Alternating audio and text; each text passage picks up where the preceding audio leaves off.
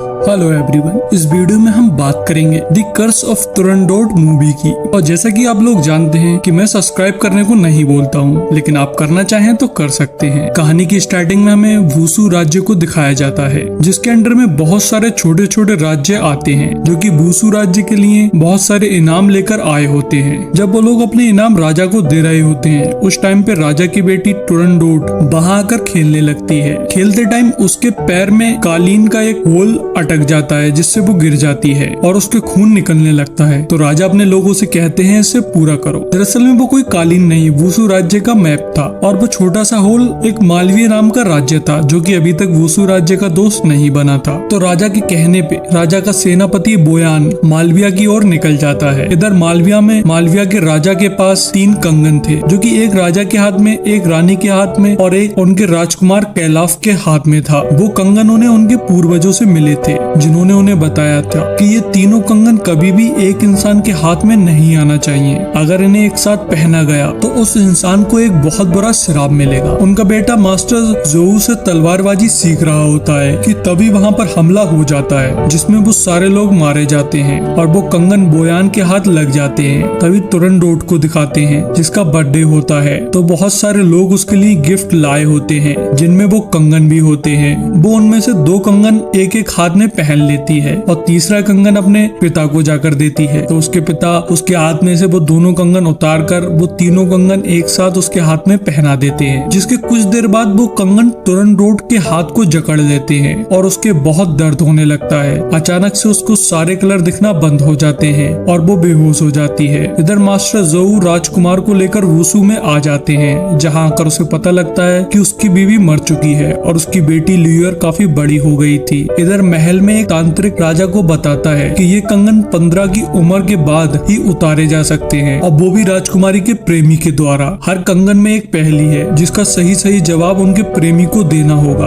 अगर जवाब गलत हुआ तो उनके प्रेमी की जान चली जाएगी। साथ ही वो बताता है कि ये कंगन राजकुमारी का खून चूसते रहेंगे 18 साल की उम्र तक। इन्हें अगर नहीं उतारा गया तो वो मर जाएंगी, जिसके बाद राजकुमारी के जन्म पर आतिशबाजी की जाती है, जो कि काफी खूबसूरत और कलरफुल थी। लेकिन तुरंडोट को तो वो ब्लैक एंड व्हाइट में दिख रही होती है। इधर मास्टर ने राजकुमार का नाम नील रख दिया था, क्योंकि उसकी आंखें ब्लू थी। वो दोनों लोग भी नीचे से आतिशबाजी देख रहे होते हैं। तभी हमें कई साल बाद का टाइम दिखाया जाता है, जहाँ नील आतिशबाजी का पाउडर बनाने की कोशिश कर रहा होता है कि तभी वहाँ पर ल्यूयर आ जाती है और उसे आतिशबाजी का पाउडर बनने वाले कारखाने में लेकर जाती है, जहाँ साई परिवार की आतिशबाजी का पाउडर बनाया जाता था। वहाँ सबके लिए जाना मना था। उन दोनों को वहाँ कुछ सिपाही देख लेते हैं, तो वो दोनों उनसे भागते हुए एक गुफा में छिप जाते हैं। वो गुफा नहीं, एक रास्ता होता है, तो वो उसकी ओर चल देते हैं। इधर सेनापति बोयान राजकुमारी तुरंडोट को तलवारबाजी सिखाने आया था, लेकिन तुरंडोट मना कर देती है। तो वो कहता है ये राजा का हुक्म है। तभी राजकुमारी उसे अपनी पावर दिखाती है, जो कि उसे उन कंगन से मिली थी, जिससे वो बहुत तेजी से भाग सकती थी। उसके बाद वो लोग लड़ते हुए बाहर चले जाते हैं, जहाँ बोयान राजकुमारी को पकड़ लेता है कि तभी उस रास्ते से नील वहाँ आ जाता है और उससे कहता है कि तुम कैसे इंसान हो जो कि एक औरत को मार रहे हो। तभी नील उससे लड़ता है, तो बोयान पहचान लेता है कि नील को जोऊ ने सिखाया है। वो बताता है जोऊ और बोयान का मास्टर एक ही था। तभी वो नील से फिर से लड़ता है और उसे मारने वाला होता है, लेकिन राजकुमारी उसे बचा लेती है। तभी बोयान वहाँ से चला जाता है, तो राजकुमारी नील से कहती है कि अब से मुझे तुम तलवारबाजी सिखाओगे। तभी नील राजकुमारी को सिखाने आता है, लेकिन राजकुमारी उसे बताती है यहाँ पर सिर्फ शाही सिपाही आ सकते हैं। तभी नील एक शाही सिपाही बन जाता है और राजकुमारी को सिखाने लगता है। तो एक दिन राजकुमारी नील से कहती है कि तुम फुल मून वाली नाइट को मेरे पास मत आना, तो मुझे उस दिन सिखाने के लिए नहीं आना। तभी अगले दिन जब नील राजकुमारी को सिखा रहा होता है, तो उसका हाथ कंगन पे टच हो जाता है, तो उसे कुछ फ्लैशबैक दिखते हैं, जिसके बाद वो राजकुमारी से कहता है ये कंगन बहुत पावरफुल है। लेकिन राजकुमारी उसे बताती है कि ये उसके लिए श्राप है, वो इससे नफरत करती है। उसके बाद में हमें बोयान को दिखाते हैं, जो कि उसी तांत्रिक के पास आया होता है, जहाँ बोयान जादू के थ्रू अपने आप को पावरफुल बनाना चाहता था, लेकिन वो काम नहीं करता है। तो बोयान तांत्रिक पे काफी गुस्सा होता है। तो तांत्रिक उससे कहता है कि तुम राजा की बेटी से शादी कर लो, जिससे ये साम्राज्य तुम्हारा हो जाएगा। तो बोयान को ये आइडिया अच्छा लगता है। इधर नील ल्यूयर से कहता है कि वो जब भी मास्टर से सेनापति बोयान के बारे में बात करता है, तो मास्टर उसकी बात का जवाब नहीं देते हैं और बात को बदल देते हैं। तो ल्यूयर बताती है है कि उसने अपने पिताजी के मुंह से सुना था कि वो बहुत बुरा इंसान है, तुम उससे दूर रहना चाहिए। वो कहती है बल्कि पिताजी तो ये भी नहीं चाहते हैं कि तुम महल में जाओ। लेकिन नील फिर वहाँ चला जाता है और वो फुल मून की रात होती है। वो देखता है कि राजकुमारी वहाँ बंधी हुई होती है। उसे लगता है कि उसे किसी ने बांधा है, तो वो उसे खोलने लगता है। हालांकि राजकुमारी उससे अपने आप को खोलने को मना कर रही होती है। जब राजकुमारी खुल जाती है तो उस पे कंगन का श्राप हावी हो जाता है और वो नील को मारने लगती है। लेकिन वो किसी तरह से अपने आप पे काबू कर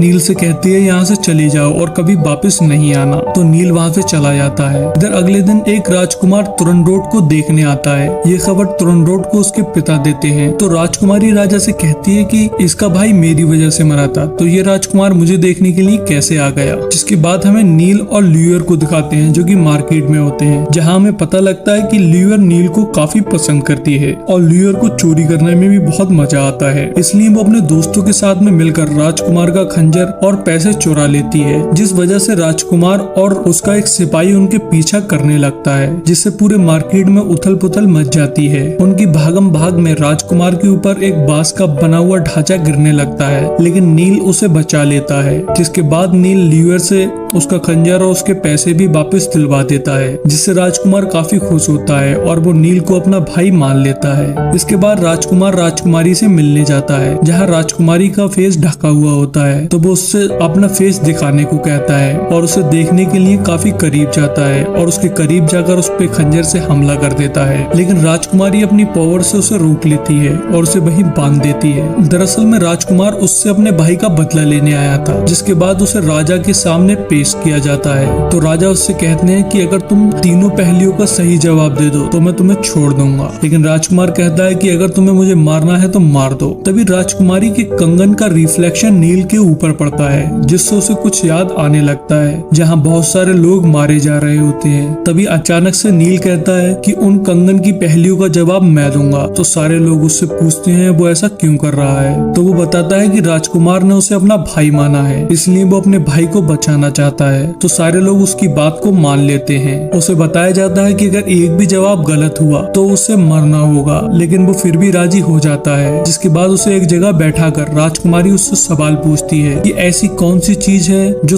तब बचती है जब कुछ नहीं बचता है। तभी नील अपनी आंखें बंद करता है तो उसे वही टाइम दिखने लगता है जब मालविया पे हमला हुआ था। वहाँ उसकी माँ उसके पिता से वो तीनों कंगन पहनने को कह रही होती है, लेकिन वो मना कर रहा होता है, पर वो फिर भी उसे वो तीनों कंगन पहना देती है, जिससे उसके अंदर बहुत सारी खतरनाक सी पावर आ जाती है। वो उन लोगों को बहुत बुरी तरह से मारने लगता है और ये देखते देखते नील का टाइम खत्म हो जाता है। तो उसे खोलते हुए तेल में डाला जा रहा होता है कि तभी वो फिर से अपनी आंखें बंद करता है। तो उसे फिर से उसकी माँ दिखती है जो कि उससे कह रही होती है कि तुम अपने मास्टर के साथ जाओ, तुम ही हमारी आखिरी उम्मीद हो। तो नील एकदम से जवाब देता है कि वो चीज उम्मीद है, जिससे तुरंडोट का एक कंगन टूट जाता है। लेकिन तुरंडोट ऊपर महल में थी, इसलिए नील को तेल में फेंक दिया जाता है, लेकिन मास्टर उसे बचा लेता है। कि तभी आतिशबाजी के थ्रू तुरंडोट इशारा कर देती है कि जवाब ठीक है, जिसके बाद नील की बहुत तारीफी होती है। राजा को उस टूटे हुए कंगन के टुकड़े दिखाए जाते हैं, जिसे देखकर राजा बहुत खुश होते हैं और कहते हैं कि अगर वो लड़का तीनों जवाब सही दे देगा तो इससे कोई भी फर्क नहीं पड़ता है कि वो कौन है, मैं उसकी शादी राजकुमारी से कर दूंगा। ये सुनकर बोयान को बहुत गुस्सा आता है। वो उस कंगन में से एक टुकड़ा चुरा लेता है और अपने एक आदमी को हुक्म देता है कि कल चाहे वो लड़का सही जवाब दे या गलत जवाब दे,